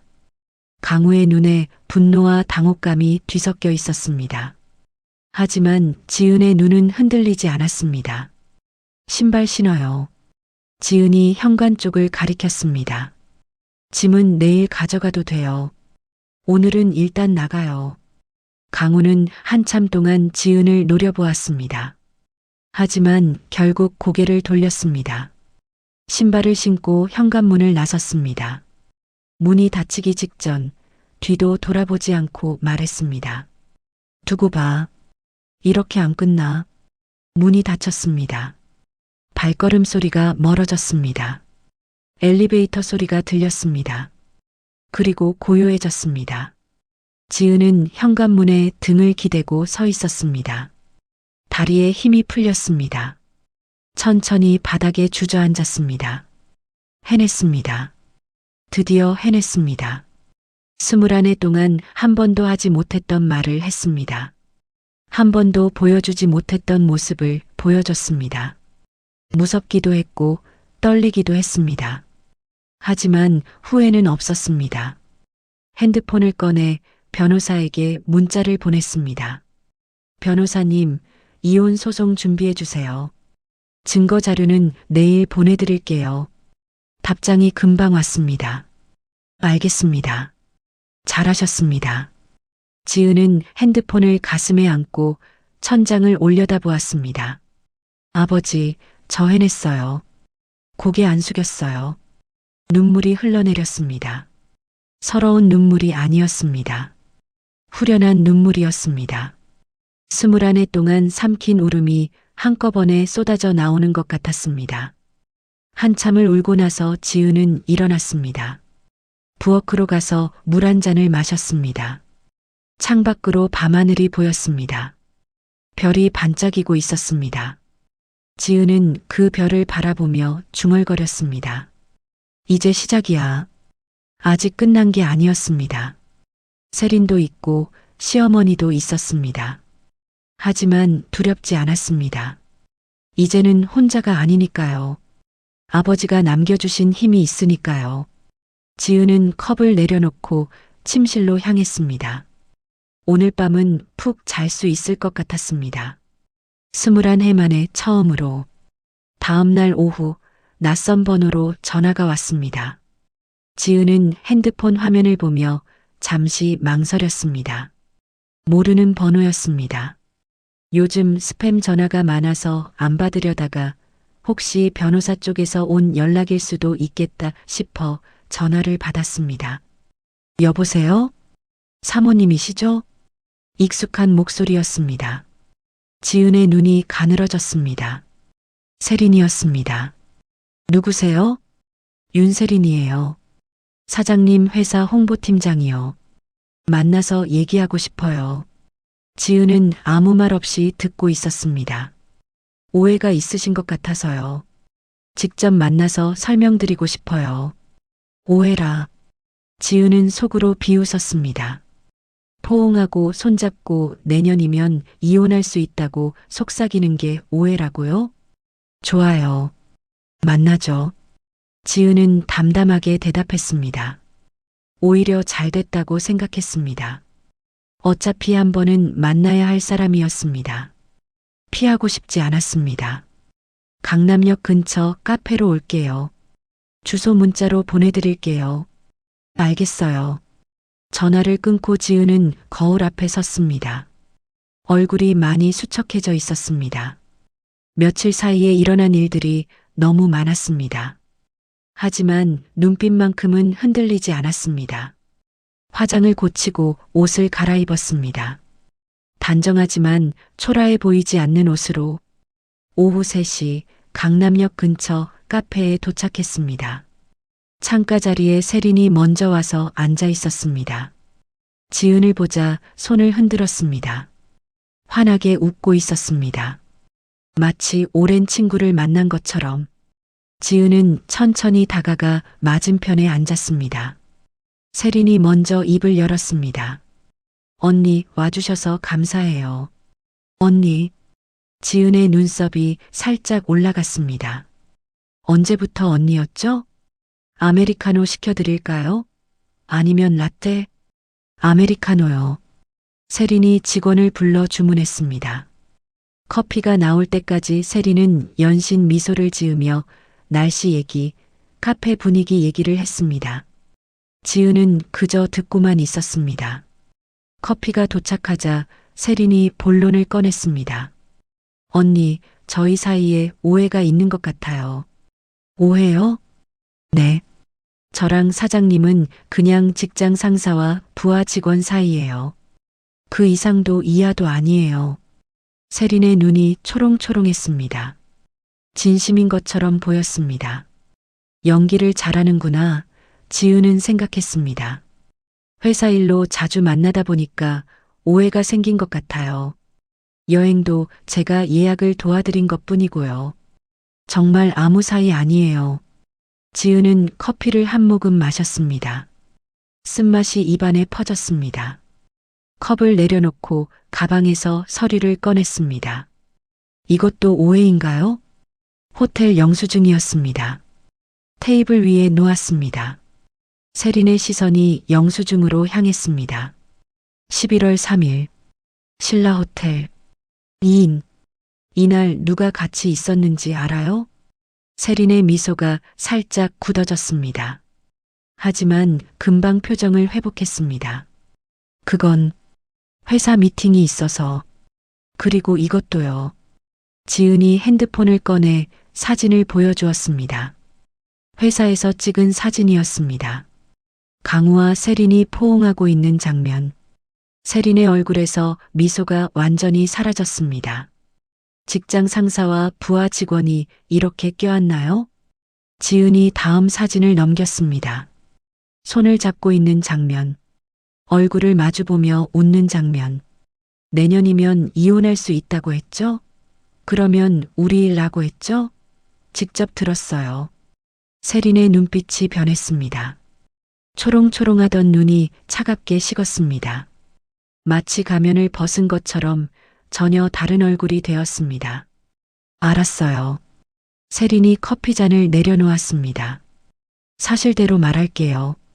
저랑 강우 씨 2년 전부터 사귀고 있어요. 드디어 인정하는군요. 지은은 표정 변화 없이 듣고 있었습니다.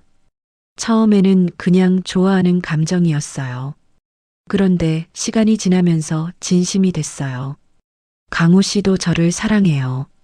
세린이 가방에서 뭔가를 꺼냈습니다. 작은 사진이었습니다. 테이블 위에 놓았습니다. 초음파 사진이었습니다. 저 임신했어요. 6개월이에요. 강우 씨 아이예요. 지은의 눈이 커졌습니다. 임신이라고요? 아이가 있다고요? 시어머님도 이미 알고 계세요. 저희 결혼 찬성하셨어요. 손주를 보고 싶으셨대요.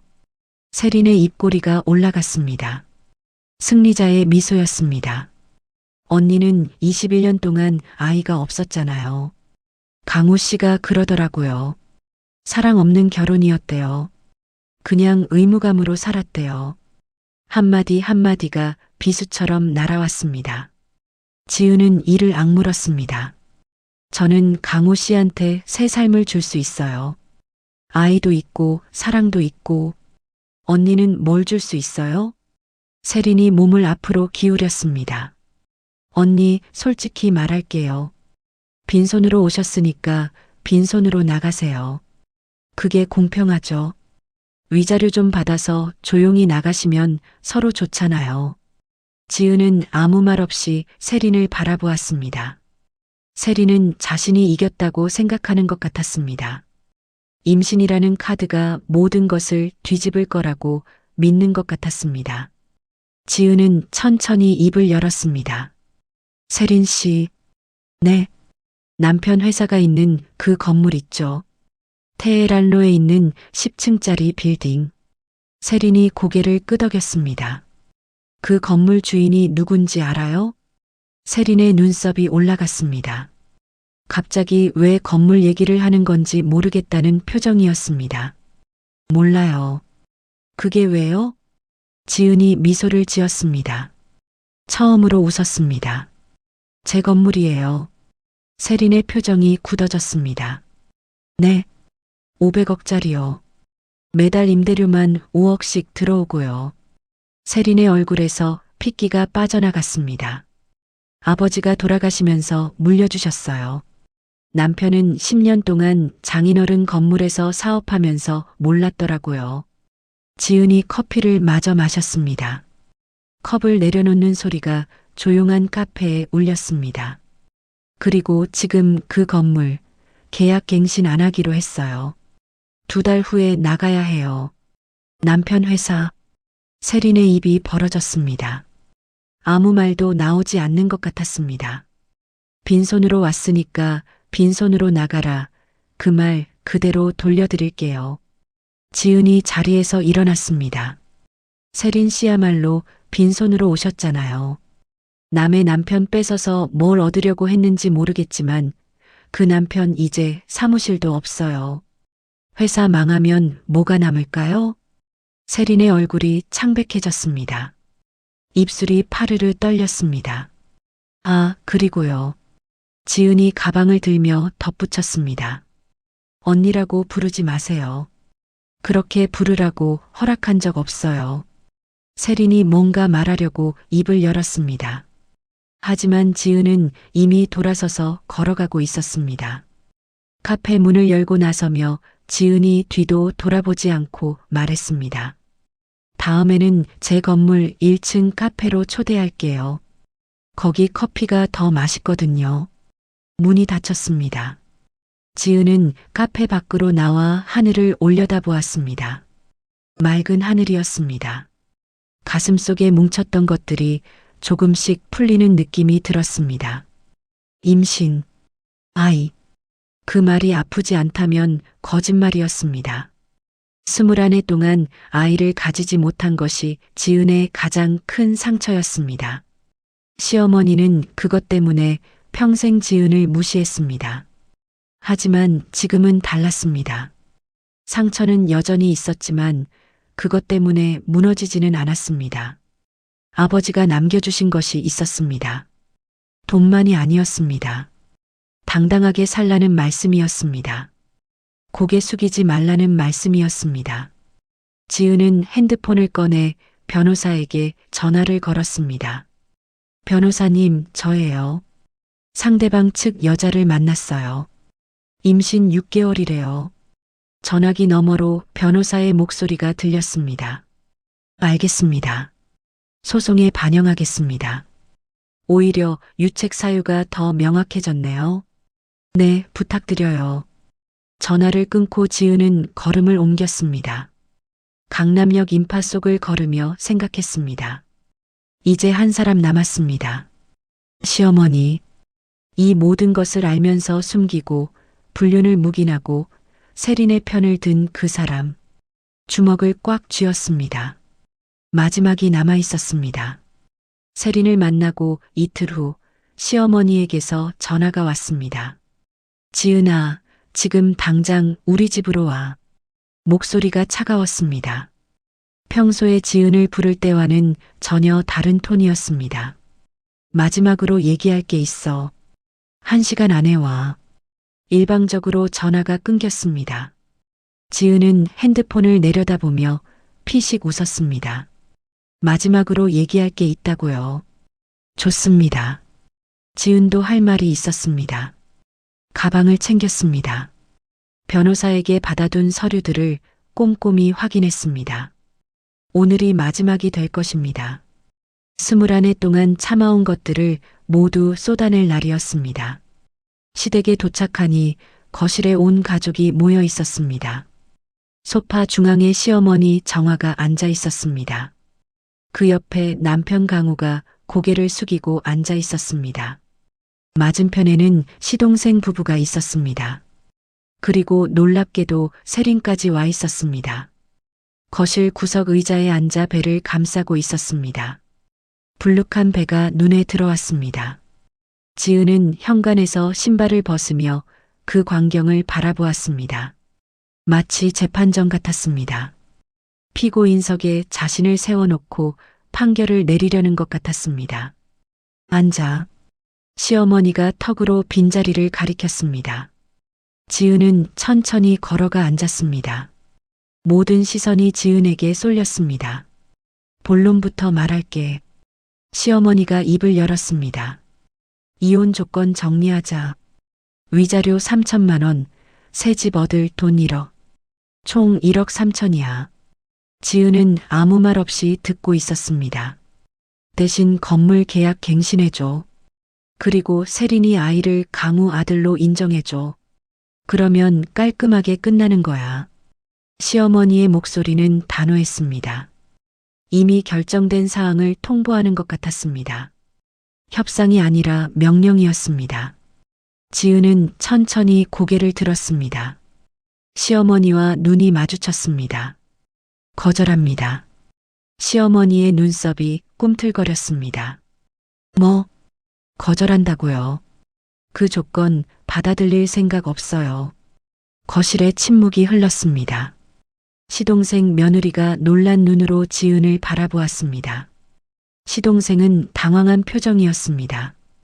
강우는 여전히 고개를 숙이고 있었습니다. 시어머니의 얼굴이 불그락푸르락해졌습니다. 지금 뭐라고 했어? 내가 감히 거절을 해? 네, 거절이요. 21년 동안 널 먹여 살렸어. 친정에서 뭘 해준 게 있다고. 빈손으로 시집와서 밥 먹고 잠자고 다 우리 집에서 했잖아. 시어머니가 소리를 질렀습니다. 얼굴이 일그러져 있었습니다. 내 친정아버지가 뭘 가진 사람이야? 평생 가난하게 살다 간 사람이잖아. 그런 집안에서 시집온 주제에 감히. 지은의 눈빛이 차갑게 변했습니다. 참고 있던 것들이 치밀어 올랐습니다. 하지만 목소리는 여전히 침착했습니다. 먹여 살렸다고요? 지은이 천천히 말했습니다. 지난 10년간 남편 회사가 낸 임대료 다 어디로 갔는지 아세요? 시어머니의 표정이 굳어졌습니다. 제 아버지한테 갔어요. 그 건물이 아버지 거였으니까요. 거실이 조용해졌습니다. 시동생 부부가 서로 얼굴을 쳐다보았습니다. 무슨 말인지 모르겠다는 표정이었습니다. 10년 동안 매달 내던 임대료 다 합치면 얼마일 것 같으세요? 누가 누굴 먹여 살린 건지 다시 생각해 보세요. 시어머니가 입술을 달싹였습니다. 뭔가 말하려다가 멈췄습니다. 지은이 말을 이었습니다. 그리고 이것 좀 보세요. 지은이 가방에서 서류 뭉치를 꺼냈습니다. 테이블 위에 놓았습니다. 변호사가 회계사를 통해 조사했어요. 남편 회사 장부를요. 강우의 고개가 번쩍 들렸습니다. 얼굴이 창백해졌습니다. 5년 동안 회사 자금 3억을 빼돌렸더라고요. 허위 거래처 만들어서 돈 빼돌린 거 다 나와 있어요. 지은이 서류를 한 장 한 장 넘겼습니다. 이건 세린 씨 차 사준 영수증이에요. 4천만 원짜리 외제차. 회사 법인카드로 결제했더라고요. 세린의 얼굴이 하얗게 질렸습니다. 이건 명품 매장 영수증이에요. 가방, 시계, 옷. 1년에 5천만 원씩 썼네요. 전부 회사 돈이에요. 지은이 다음 서류를 꺼냈습니다. 이건 해외여행 영수증이에요. 발리, 하와이, 몰디브. 세린 씨랑 같이 간 거죠? 회사 출장비로 처리했던데요. 강우가 벌떡 일어났습니다. 그건 회사 운영에 필요한 거요? 여자친구한테 차 사주고 명품 사주고 여행 다니는 게 회사 운영에 필요했어요? 지은의 목소리가 날카로워졌습니다. 횡령이에요. 3억 원 횡령. 형사 고발하면 감옥 갈 수도 있어요. 강우의 다리가 풀렸습니다. 다시 소파에 주저앉았습니다. 시어머니도 말을 잃었습니다. 세리는 고개를 숙인 채 아무 말도 하지 못했습니다. 지은이 서류를 정리하며 말했습니다. 제 조건은 이래요. 위자료 1억 원, 횡령금 3억 원 반환, 불륜 공식 인정. 이 세 가지예요. 시어머니가 버럭 소리쳤습니다. 미쳤어. 4억이나 내놓으라고? 법정 가면 더 받을 수도 있어요. 불륜의 횡령까지 판사가 어떻게 판결할 것 같으세요? 지은이 자리에서 일어났습니다. 다음 주에 소송 접수합니다. 이혼 소송이랑 횡령 고발이랑 같이요. 현관을 향해 걸어갔습니다. 그때 뒤에서 시어머니가 소리쳤습니다. 건물 계약은? 계약 갱신해주면 생각해 볼게. 지은이 멈춰섰습니다. 천천히 뒤를 돌아보았습니다. 건물 계약요? 절대 갱신 안 해요. 시어머니의 얼굴이 일그러졌습니다. 2달 후에 나가세요. 새 사무실은 알아서 구하시고요. 현관으로 향하는데 누군가 팔을 잡았습니다. 강우였습니다. 눈이 충혈되어 있었습니다. 지은아, 제발. 목소리가 떨리고 있었습니다. 회사 망하면 우리 다 끝이야. 제발 한 번만 봐줘. 지은은 강우의 얼굴을 바라보았습니다. 21해를 함께한 얼굴이었습니다. 한때는 사랑했던 얼굴이었습니다. 하지만 지금은 아무 감정도 느껴지지 않았습니다. 21년 동안 저한테 뭘 해줬어요? 지은의 목소리가 낮게 가라앉았습니다. 시댁에서 무시당할 때 당신은 뭐 했어요? 자식 못 낳는다고 멸시당할 때 당신은 어디 있었어요? 강우가 입술을 달싹였습니다. 아무 말도 나오지 않는 것 같았습니다. 아버지 돌아가신 날 당신은 호텔에 있었어요. 다른 여자랑 장례식장에도 안 왔어요. 조물록에 당신 이름 없었어요. 알아요? 강우의 눈에 눈물이 고였습니다. 하지만 지은은 흔들리지 않았습니다. 21년 동안 당신은 그냥 보고만 있었어요. 어머니가 저를 짓밟을 때 당신은 옆에 서서 구경만 했어요. 지은이 팔을 뿌리쳤습니다. 더 이상 당하지 않을 거예요. 아버지한테 약속했어요. 고개 숙이지 않겠다고. 현관문을 열었습니다. 문을 나서기 전에 뒤를 돌아보았습니다. 시어머니, 강우, 시동생 부부 세린. 모두가 멍한 표정으로 지은을 바라보고 있었습니다. 다음 주에 법원에서 만나요. 문이 닫혔습니다. 복도를 걸었습니다. 엘리베이터 버튼을 눌렀습니다. 문이 열리고 안으로 들어갔습니다.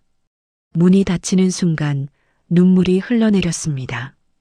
참았던 것들이 한꺼번에 쏟아져 나왔습니다. 21해 동안 삼켰던 울음이었습니다. 무시당하면서도 참았던 서러움이었습니다. 사랑받지 못하면서도 버텼던 외로움이었습니다. 엘리베이터가 1층에 도착했습니다. 문이 열렸습니다. 지은은 눈물을 닦고 밖으로 나왔습니다.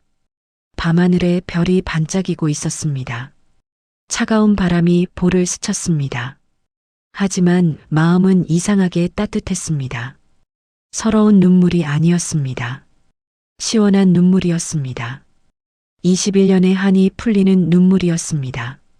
지은은 하늘을 올려다보았습니다. 어딘가에서 아버지가 내려다보고 계실 것 같았습니다. 아버지, 저 해냈어요. 끝까지 고개 안 숙였어요.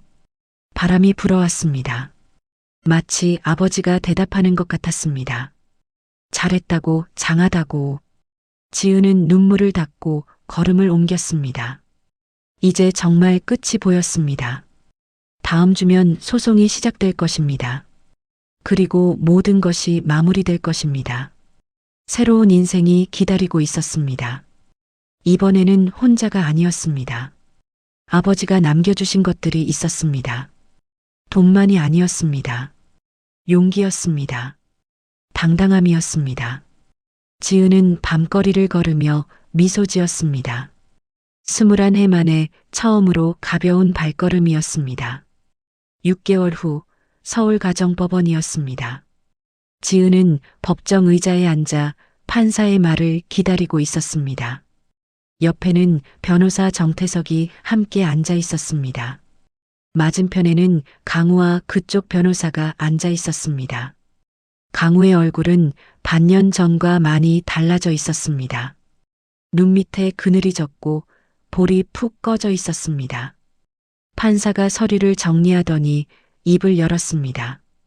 원고가 제출한 증거를 검토한 결과 피고의 부정행위 사실이 명백히 인정됩니다. 지은의 심장이 두근거렸습니다. 또한 피고가 회사 자금을 개인적 용도로 유용한 정황도 확인되었습니다. 판사가 지은을 바라보았습니다. 따라서 본 재판부는 원고의 이혼 청구를 인용하며 피고에게 위자료 1억 원을 지급할 것을 명합니다.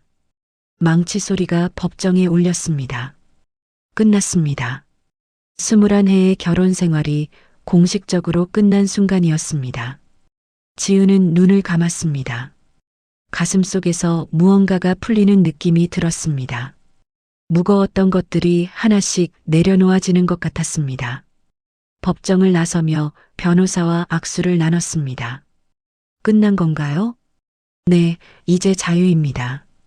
변호사가 미소를 지었습니다. 지은도 따라 웃었습니다. 6개월 동안 힘든 시간이었습니다. 하지만 버텼습니다. 끝까지 고개 숙이지 않았습니다. 법원 복도를 걸어 나오는데 익숙한 얼굴이 보였습니다. 시어머니 정화였습니다. 복도 벤치에 앉아 있다가 지은을 보자 벌떡 일어났습니다. 지은아. 지은은 걸음을 멈추지 않았습니다. 정화가 다가왔습니다. 한지은, 이게 내가 바라던 거야? 가정을 박살내는 게? 지은은 천천히 뒤를 돌아보았습니다. 네, 제가 바라던 거예요. 정화의 얼굴이 일그러졌습니다. 뭔가 더 말하려는 것 같았습니다. 하지만 지은은 돌아서서 걸음을 옮겼습니다. 더 이상 들을 말이 없었습니다. 법원 건물을 나서자 햇살이 눈부셨습니다. 봄이 오고 있었습니다. 지은은 하늘을 올려다보았습니다. 맑고 파란 하늘이었습니다. 한 달이 지났습니다. 강우의 회사가 완전히 무너졌다는 소식이 들려왔습니다. 건물에서 퇴거한 후 새 사무실을 구하지 못했습니다. 갑자기 쫓겨나듯 나가야 했으니 제대로 된 곳을 찾을 시간이 없었던 것입니다. 거래처들이 하나둘 떠나갔습니다. 직원들도 월급이 밀리자 모두 퇴사했습니다. 세린도 떠났다고 했습니다. 회사가 망하고 돈이 없어지자 연락이 끊겼다고 합니다. 아이 아버지라며 매달리던 그 여자가 결국은 돈 없는 남자는 필요 없었던 것입니다. 지은은 그 소식을 듣고도 아무 감정이 느껴지지 않았습니다. 이미 끝난 일이었습니다. 3월 31일 KD 마케팅의 최종 퇴거일이었습니다. 지은은 자신의 건물 1층 로비에 서 있었습니다. 대리석 바닥이 햇살을 받아 반짝이고 있었습니다. 창밖으로 테헤란로의 봄 풍경이 보였습니다. 벚꽃이 막 피기 시작하고 있었습니다. 문득 한 달 전 일이 떠올랐습니다. 이 로비에서 있었던 일이었습니다. 그날도 지은은 이 자리에 서 있었습니다. 회전문이 열리고 시어머니 정화가 들어왔습니다. 정화는 지은을 보자마자 달려왔습니다. 그리고 대리석 바닥 위에 무릎을 꿇었습니다. 지은아, 제발 나 좀 살려줘. 목이 쉬도록 울부짖었습니다. 지나가던 사람들이 발걸음을 멈추고 쳐다보았습니다. 수군거리는 소리가 들렸습니다. 핸드폰을 꺼내 촬영하려는 사람도 있었습니다.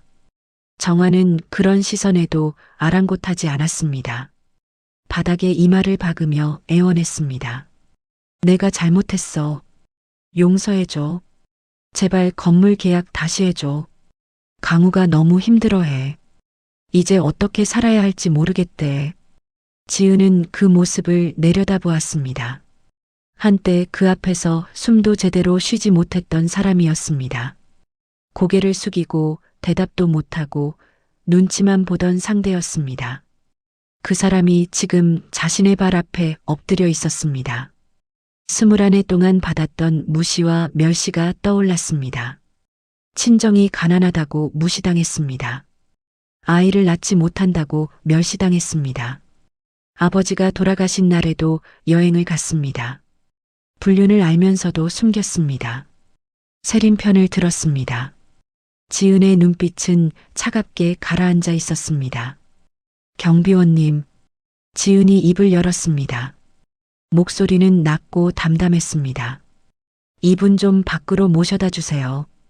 경비원 2명이 다가와 정화의 양팔을 잡아 일으켰습니다. 정화가 발버둥을 치며 소리쳤습니다. 지은아, 한지은, 제발. 하지만 지은은 뒤도 돌아보지 않았습니다. 엘리베이터를 향해 걸어갔습니다. 문이 열리고 안으로 들어갔습니다. 문이 닫히는 순간까지 정화의 울부짖는 소리가 들렸습니다. 하지만 지은은 흔들리지 않았습니다. 그날의 기억이 아직도 선명했습니다. 후회는 없었습니다. 그게 21년에 대한 대답이었습니다. 지은은 엘리베이터를 타고 8층으로 올라갔습니다. 문이 열리자 텅 빈 공간이 나타났습니다. KD 마케팅이라는 간판이 떼어진 자리에 하얀 벽만 남아 있었습니다. 사무실 안으로 들어갔습니다. 책상도 의자도 컴퓨터도 없었습니다. 아무것도 없었습니다. 오직 창문으로 들어오는 봄 햇살만 바닥을 비추고 있었습니다. 지은은 천천히 사무실 안을 걸었습니다. 발소리가 텅 빈 공간에 울렸습니다. 창가에 다가가 밖을 내다보았습니다. 테헤란로의 풍경이 한눈에 들어왔습니다. 수많은 빌딩들, 오가는 차들, 바쁘게 걷는 사람들. 이 모든 것을 아버지가 지켜보셨겠구나 생각했습니다. 30년 동안 이 건물을 지키며 딸을 생각하며 아버지는 어떤 마음이셨을까요? 당장 도와주고 싶었을 것입니다. 하지만 참으셨을 것입니다. 딸이 정말 필요할 때 힘이 되어주기 위해서 눈물이 흘러내렸습니다. 하지만 슬픈 눈물이 아니었습니다. 감사의 눈물이었습니다. 핸드폰을 꺼내 부동산 관리회사에 전화를 걸었습니다. 안녕하세요. 8층 임차인건으로 전화드렸어요. 아, 네. 사장님, 말씀하세요. 새 임차인 구해주세요. 좋은 회사로요. 직원들 복지에 신경 쓰는 곳이면 좋겠어요. 알겠습니다. 좋은 곳으로 알아보겠습니다. 전화를 끊고 창밖을 바라보았습니다. 하늘이 맑았습니다. 구름 한 점 없는 파란 하늘이었습니다.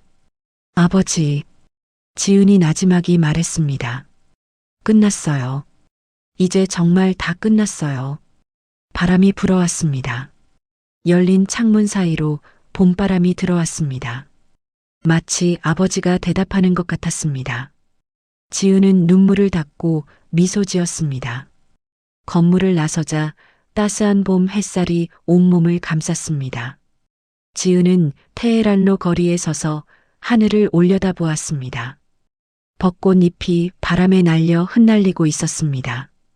거리에는 봄을 즐기는 사람들로 가득했습니다. 웃고 떠들고 걸어가는 평범한 일상이었습니다. 39살이었습니다. 아니, 올해 49이 되었습니다. 27에 시집가서 48에 이혼했습니다. 21해가 흘렀습니다. 긴 시간이었습니다. 하지만 지금 이 순간 모든 것이 새롭게 느껴졌습니다. 늦었다고 생각하지 않았습니다. 49이면 아직 인생의 절반도 안 산 것입니다. 앞으로 살 날이 더 많았습니다. 그리고 이제는 아무도 무시할 수 없었습니다. 당당하게 살 수 있었습니다. 주머니에서 아버지의 편지를 꺼냈습니다. 몇 번이고 읽어서 닳아버린 편지였습니다. 접힌 자국이 선명했습니다. 마지막 문장을 다시 읽었습니다. 이제는 당당하게 살아라. 고개 숙이지 마라. 넌 내 딸이니까. 편지를 가슴에 품었습니다. 아버지, 약속 지켰어요. 끝까지 고개 안 숙였어요. 바람이 불어왔습니다. 마치 아버지가 손을 내밀어 머리를 쓰다듬어 주시는 것 같았습니다. 잘했다고, 장하다고 말씀하시는 것 같았습니다. 지은은 눈물을 닦고 걸음을 옮겼습니다. 발걸음이 가벼웠습니다. 어깨가 펴졌습니다. 고개가 올라갔습니다. 테헤란로 거리를 걸으며 지은은 중얼거렸습니다. 진짜 내 인생은 지금부터야. 벚꽃잎이 어깨 위에 떨어졌습니다. 지은은 그것을 털지 않았습니다. 그냥 웃으며 걸어갔습니다. 봄 햇살 아래 당당하게 21해 동안의 어둠이 끝났습니다. 그리고 새로운 봄이 시작되고 있었습니다. 49, 늦었지만 완벽한 타이밍이었습니다. 지은의 뒷모습이 봄 햇살 속으로 멀어져 갔습니다. 어깨를 펴고 고개를 들고 당당하게 걸어가는 뒷모습이었습니다. 오늘 이야기가 마음의 작은 울림으로라도 남았다면 가끔 이곳에 다시 들러주셔도 좋겠습니다. 여유가 되신다면 사연의 주인공에게 따뜻한 한 줄 남겨주세요. 그 마음이 누군가의 내일을 버티게 해줄지도 모릅니다. 당신의 오늘과 내일을 진심으로 응원합니다. 여기는 실화 보따리였습니다. 감사합니다.